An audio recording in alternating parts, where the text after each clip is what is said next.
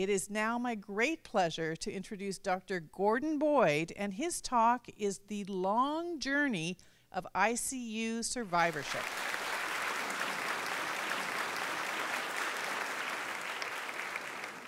Intensive care units were designed about 70 years ago to help people breathe during the polio epidemic. Since that time, we've learned to care for people with a wide variety of acute, life-threatening illnesses. Diseases like severe trauma, really bad infections, heart attacks and strokes. If I can just take a moment to brag on behalf of myself and my colleagues, we're pretty good at our jobs. The survival rates for these life-threatening illnesses has improved dramatically over the past few decades. For example, in the year 2000, an 80-year-old admitted to an intensive care unit with a really bad pneumonia, a lung infection so severe they need to be on a machine to help them breathe. Their chance of dying during that ICU stay would be about 40 to 50%. Just 12 years later, a different 80-year-old, but with the exact same infection, the exact same severity of disease, their chance of dying during that ICU stay would be half of that. Like I said, we're getting really good at saving lives.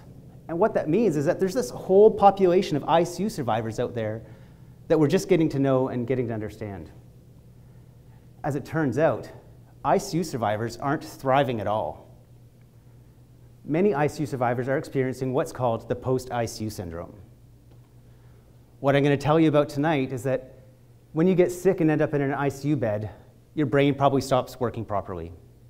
This acute brain failure is linked to poor long-term outcomes.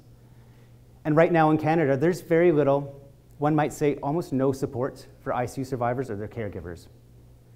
Essentially, what I'm hoping to convince you is that survivorship is much more than just surviving.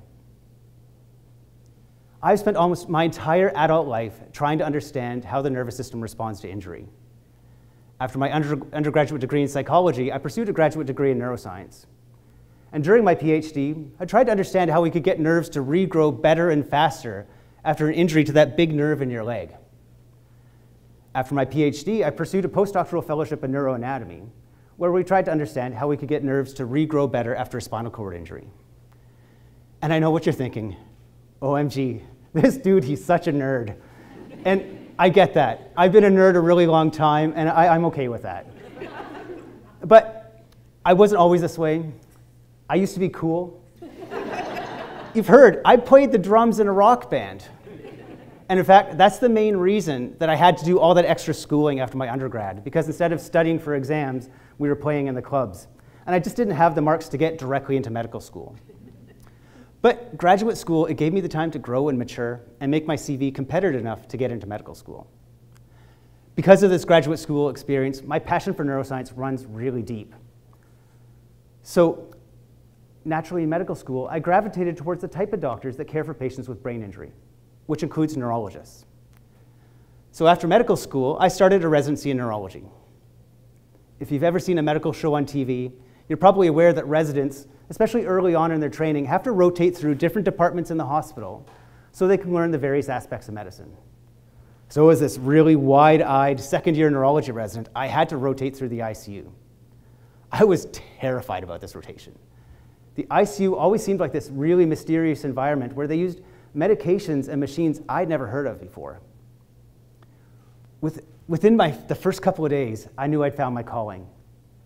I loved everything about the ICU. The sights, the sounds, and the action.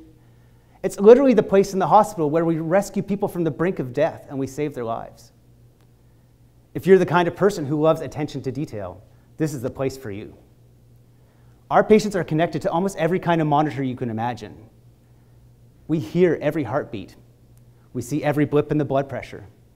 We can see and hear every breath of air that goes in and out of the lungs. The ICU is also an incredibly multidisciplinary environment. If I'm unsure of a medication that I'm about to start, interacting with one of the 20 or 25 medications my patient's already on, I ask the ICU pharmacist who's standing right there. If I want to find out whether or not a treatment I started an hour ago is helping my patient feel better, I ask their bedside nurse, who is an expert in critical care and hasn't taken their eyes off of our patient for the past 4 hours. If I'm looking for advice on how to get the air in and out of the patient's lungs, I ask the respiratory therapist, who also happens to be right there. It is this amazing multidisciplinary team of experts who are united in one goal, and that goal is to save that patient's life and to get them safely out of the intensive care unit. Every day in the ICU, we would do our rounds. And what I mean by that is it's this giant team of people that kind of shuffles along from bedside to bedside, and we would hear the list of really complicated issues that are affecting our patients for the day.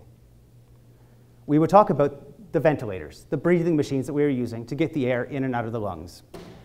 We would talk about the medications we were using to support the patient's heart rate and blood pressure. But what surprised me as a budding neurologist, nobody ever talked about the fact that the patients weren't awake. Even if they were awake, they weren't thinking correctly. They would be confused. They would be disoriented. Many ICU patients just lay flat on their back, staring at the ceiling, completely disengaged with the environment around them. This is a state called delirium. This is acute brain failure. So in the ICU, we ask our patients questions, and delirious patients can't follow instructions.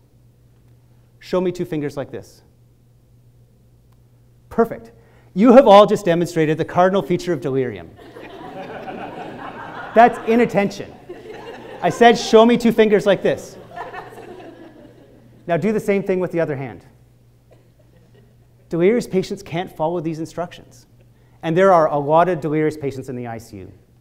Studies would actually tell us that up to 80% of patients in the ICU can experience delirium. So, following my residency in neurology, I pursued a fellowship in critical care medicine, where I made it my mission to figure out what it was about the sickest patients in the hospital that made them so delirious. I don't know if anybody's been keeping track, but I've now walked you through 20 years of post-secondary education. At the end of 20 years, 2 doctorates and 2 fellowships, I kind of felt like Liam Neeson in the Taken movie. I got no money, but I got a particular set of skills. But I felt like I had a fairly unique skill set to figure out what it was about the sickest patients in the hospital and how that caused brain injury. In the ICU, I learned about the terrible consequences of delirium. Compared to patients that don't experience delirium, delirious patients spend more time on the ventilator, more time in the intensive care unit, and they're actually less likely to survive their ICU stay. But as I said at the beginning, survivorship is much more than just survival. ICU patients that experience delirium are at increased risk for long-term brain dysfunction as well. Lots of ICU survivors have the same degree of cognitive function as somebody with moderate traumatic brain injury. You might be asking, what does that actually mean? It means that, yes, sure, you might survive your acute life-threatening lung infection, but a year later, you can't read the new book by your favorite author. In fact, you might not be able to get past the first couple of pages because your memory and attention are so poor. We've learned over the past 10 or 15 years or so that delirium is the single most important and perhaps preventable risk factor for this long-term brain dysfunction. So the real question is, what causes delirium? And that's a big research question that my research team here at Queen's University is trying to address. Before we get there, though, let's take a quick step backwards. If you get sick enough to need an ICU bed, it usually means that one or more of your organ systems is failing. The organs in your body have different ways of telling us that they're running out of the blood and the oxygen they need to function properly. When your kidneys are struggling, you make less urine. When your liver is failing, your skin turns yellow. We have blood tests that we can order that can help confirm that these organs are shutting down. The brain is way more tricky. The brain is responsible for thoughts, language, and emotion. These things are way more difficult for us to examine in a critically ill patient who often has a hard time communicating either because of how sick they are or because of the machines or medications we're using to keep them alive. There's no blood test for acute brain failure. What makes matters worse is that there's this widespread underappreciation of how bad it is for our patients to develop delirium. When you go see a delirious patient, they can sometimes tell you it's the wrong year. They'll tell you that they're in the wrong city. They might actually be picking at things that nobody else can see. They get described as pleasantly confused. We don't use this terminology to describe any other organ failure in the hospital. Like, imagine how ridiculous it would be if we said something like, oh, well, look at that darling little kidney over there that's shutting down. Looks like Mr. Jones over in bed 13 is going to need dialysis. We don't use that kind of terminology. As you can probably tell, I spend a lot of my free time thinking about the underlying cause of delirium. And at its root cause, I really don't think it's much more complicated than the brain running out of the blood and oxygen it needs to function properly. It's acute brain failure. The brain fails just like the kidneys fail, just like the liver fails.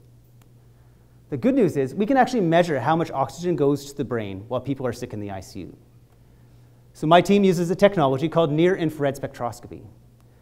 This is essentially just a sticker we place on the patient's forehead, and it measures how much oxygen goes to the brain over the first 72 hours of somebody's ICU stay. Our early data would suggest that compared to patients that don't experience delirium, delirious patients actually have lower amounts of oxygen in their brain. And I'm really proud to report that we've received a grant from the Canadian government to repeat this study at centers all across North America. At its end, this will be the biggest study to date to look at this association between brain oxygen delivery, delirium, and long-term neurological outcomes. I've talked a lot about this association between delirium and long-term outcomes. This is important. It affects the day-to-day lives of our ICU survivors. Problems with memory and attention interfere with their ability to go back to work. Only about 50% of previously employed ICU survivors ever go back to the jobs they had. While this is due in part to problems with memory and attention, the post-ICU syndrome is complex and multifactorial. ICU survivors struggle with excessive fatigue, muscle weakness, and a whole host of new or worsening mental health conditions. In a recent survey of UK ICU survivors, those investigators found that the majority of ICU survivors experienced at least some degree of anxiety, depression, or post-traumatic stress disorder. Sadly, 1 in 5 ICU survivors experience symptoms related to all three. To put this in context, the rates of PTSD are actually higher in ICU survivors than they are in combat veterans returning from active duty. Let that fact simmer with you just for a second. These high rates of mental health disease are in keeping with my experience here. I lead the ICU follow-up program at Kingston Health Sciences Center. Hearing the stories of these ICU survivors has been really compelling. I've already painted a picture of you what an ICU patient looks like. They're laying there, flat in bed, staring at the ceiling. And when you just walk by the room, you just think that they're calm and relaxed. For many of these patients, nothing could be further from the truth. Lots of these patients are having active hallucinations about people in their room trying to hurt or kill them.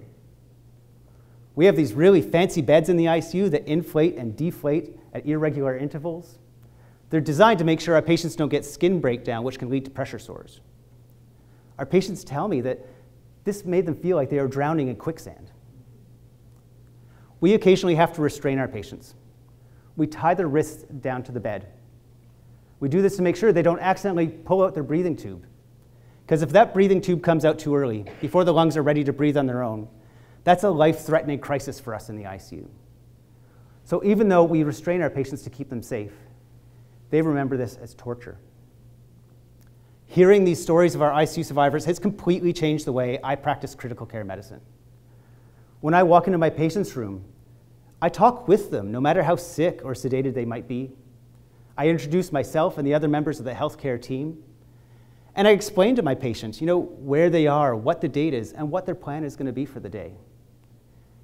And I really hope that at some level, hearing my voice makes my patients feel a little bit more connected with me and makes them feel more human and more safe. And I hope it helps preserve the dignity that they deserve. We also get to meet the caregivers of the ICU survivors in clinic. This has also been incredibly eye-opening.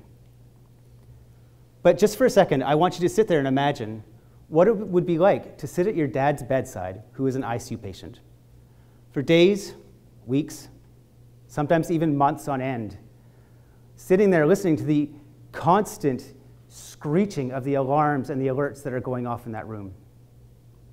Or imagine going to visit the love of your life 3 days shy of your 50th wedding anniversary. You pull up your chair next to her, nestled in between the ICU bed and the ventilator, and you go to hold her hand like you've done for the past 50 years. And instead of lovingly holding your hand back, she violently rips it away and stares at you like you're a stranger she's never seen before. Or imagine the trauma of seeing a team of people coming in and doing CPR on your mom and seeing them try to shock her heart back into action. As you're sitting there imagining these scenarios, it's probably not much of a stretch to imagine that caregivers of ICU survivors also have really high rates of anxiety, depression, and post-traumatic stress disorder. With all of these complex issues affecting our ICU survivors and their caregivers, you would expect there to be this whole host of support systems for them after discharge from the ICU. Incorrect.